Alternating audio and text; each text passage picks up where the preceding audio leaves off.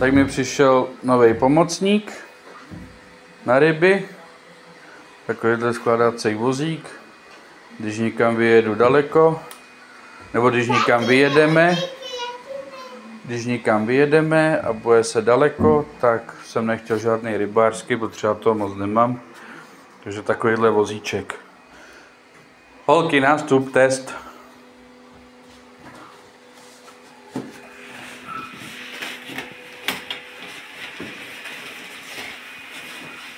Děcka si tam lehnou.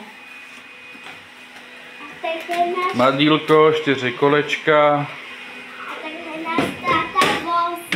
Jo, takhle vozím. Tak, vezmeme to přes obrubník, přes práh, pojedeme rychlejc. No, krásně se zatáčí, manipuluje. Krásně držák na to. No, paráda.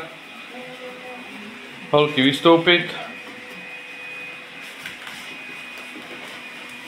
80 kg nosnost to má. Jízinko, vystoupit. Tak. Já pomůžu. Tak. Také to se položí. A jo, trošku ruku se mi tak nahoru. A takhle celý se to složí. A také je to hotový. Tak to vezmu. No, někam to.